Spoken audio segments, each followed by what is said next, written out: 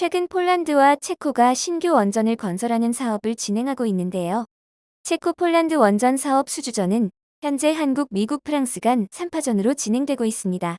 폴란드는 연말에 최종 시행할 사업자가 선정되는데 이번에 선정된 사업자는 계속해서 신규 원전을 수주할 가능성이 높아지는데요.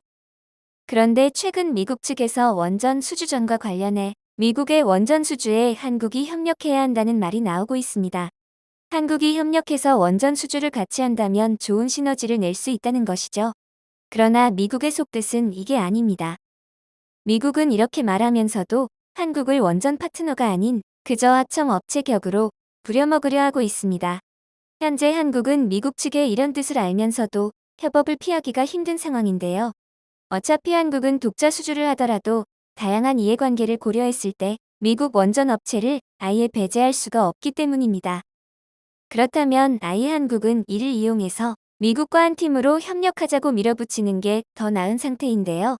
미국 측도 이번에 원전 사업을 꼭 수주해야만 하는 처지이기 때문에 한국의 제안을 무조건 받아들일 수밖에 없는 상황입니다. 한번 자세히 알아보도록 하겠습니다. 요즘 환경 보호와 함께 신재생 에너지에 대한 관심이 많아지면서 원전의 중요성 또한 떠오르고 있는데요. 이로 인해 석탄을 사용하던 국가들이 탈석탄을 선언하고 원전을 가동하는 쪽으로 방향을 틀고 있습니다. 그리하여 신규 원전을 건설하는 국가가 많아지고 있는데요. 이와 함께 최근 체코와 폴란드도 신규 원전 건설을 추진하고 있습니다. 산업통상자원부에 따르면 최근 체코는 중부지역 두 코바니에 약 8조 원 규모의 원전 1기 건설을 추진하고 있고 폴란드 역시 2043년까지 원전 6기 건설을 추진하고 있습니다. 폴란드의 원전은 약 40조 원 규모의 프로젝트로 이미 한국은 지난 4월에 폴란드 정부에 1호기 건설에 대한 사업 제안서를 제출한 상태인데요. 현재 체코 폴란드 원전 사업 수주전은 한국, 미국, 프랑스 간의 3파전으로 진행되고 있습니다. 외신에선 폴란드 원전 사업 수주에 대해 러시아, 우크라이나 전쟁 상황에서 미국과의 관계를 감안하면 미국의 수주가 유력한 것으로 관측하고 있는데요. 그러나 그럼에도 불구하고 폴란드 정부는 현재 미국보다 한국을 더 선호하고 있습니다. 그 이유가 무엇일까요? 폴란드 정부가 한국을 눈여겨보는 이유는 앞서 한국이 아랍에미리트 사막에 원전을 성공적으로 건설했었던 경험이 있기 때문입니다. 우리나라의 원전 건설과 운영 능력은 다른 나라와 비교했을 때 전혀 꿀리지 않을 정도로 뛰어납니다. 그리하여 현재 한국은 원자력 분야의 새로운 호랑이로 평가받고 있는데요. 실제로 우리나라의 원전 건설과 운영 능력은 원전 종주국인 미국과 자국 전력 공급량의 80%를 원자력으로 공급하고 있는 프랑스보다도 더욱 뛰어납니다.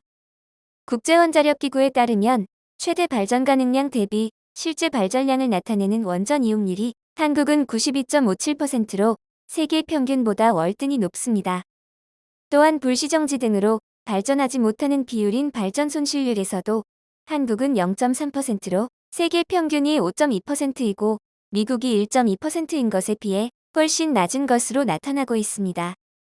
또한 우리나라는 원전 단가도 세계 평균보다 훨씬 낮은데요.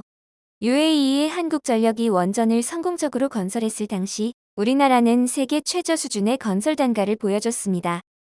싸다고 소문난 중국보다도 16.9% 저렴했고 러시아보다도 42.9%나 낮았습니다. 미국과 프랑스와는 비교가 안 됐죠. 그리고 한국형 원전은 안전성 또한 독보적입니다. 그동안 세계 곳곳은 여러 원전 사고로 엄청난 피해를 입었었는데요. 원전 참사는 한동안 원전의 안전성에 대한 의구심을 일깨워 이로 인해 탈원전을 선언하는 국가들도 있었습니다. 대표적으로 일본 국민들은 여태까지 원전 사고에 대한 트라우마로 원전을 재가동하는 것에 대해 부정적으로 반응하고 있죠. 그러나 한국은 독보적인 기술력과 원전 구조 자체에서 설계가 복잡한 방식을 택하고 있기 때문에 이중적인 안정장치가 마련되어 있습니다. 또 국내 원전은 지진이 발생해도 냉각수 등의 유출이 전혀 없는 상태를 안전기준으로 삼았기 때문에 8에서 9 규모의 지진이라도 원전 자체에 균열이 생기는 등의 훼손 가능성이 낮습니다. 일본 원전 사고와 같이 냉각장치가 작동을 멈춰도 자연 대류 방식으로 어느 정도 대체할 수 있는 시스템도 갖추고 있죠. 그리고 한국은 공사기한을 제대로 준수하는 점도 강점으로 꼽히고 있습니다. 앞서 프랑스 원전 기업 아레바는 핀란드 오킬루오토 원전의 준공 시점을 13년이나 지키지 못했고 미국의 웨스팅하우스도 자국 내 보글 원전의 건설을 6년이나 지연시킨 사례가 있습니다. 그러나 한국은 UAE 바라카 원전을 적기에 준공했었기 때문에 앞서 말했던 장점들과 적기 준공, 철저한 애프터 서비스 등의 강점을 놓고 비교해봤을 때 다른 나라보다 한국의 원전이 더 주목받을 수밖에 없는 것이죠. 여러 측면을 다 따져봤을 때 현재 폴란드는 한국의 시공 능력과 가격 경쟁력을 높이 평가하고 있고 폴란드는 요즘 반도체 배터리 등 첨단 산업과 방산 등 다른 산업에서의 협력도 희망하고 있기 때문에 폴란드의 원전 사업은 두 분야에서 뛰어난 한국이 맡게 될 가능성이 더욱 높습니다.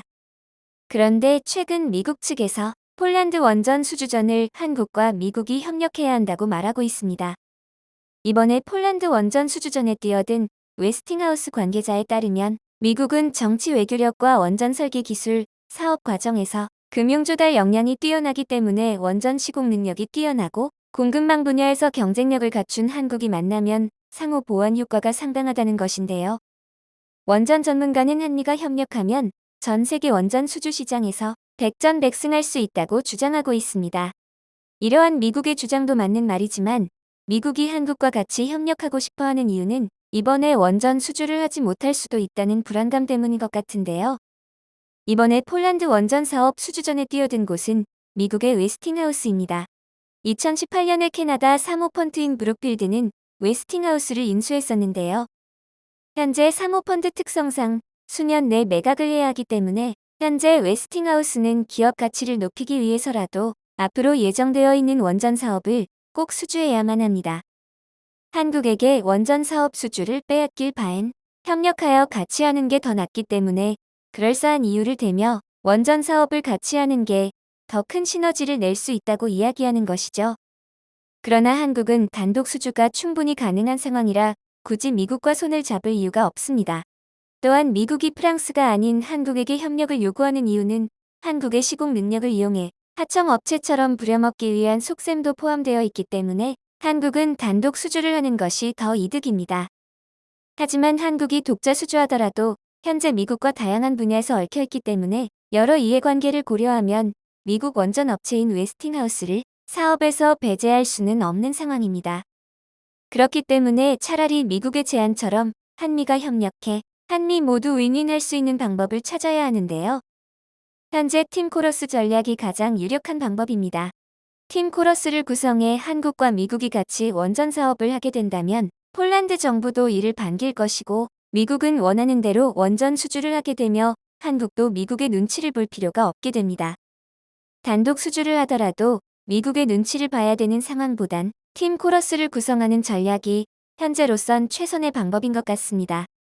미국도 팀 코러스를 구성하자고 하면 이번엔 꼭 원전 사업을 수주해야 하기 때문에 거절할 수 없을 것입니다.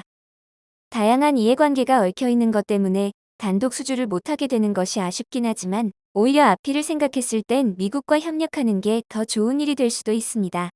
미국과의 협력으로 한국은 앞으로 체코나 사우디뿐만 아니라 전 세계 원전 시장에서 원전 사업을 확실하게 수주할 수 있을 것이 분명할 것이죠.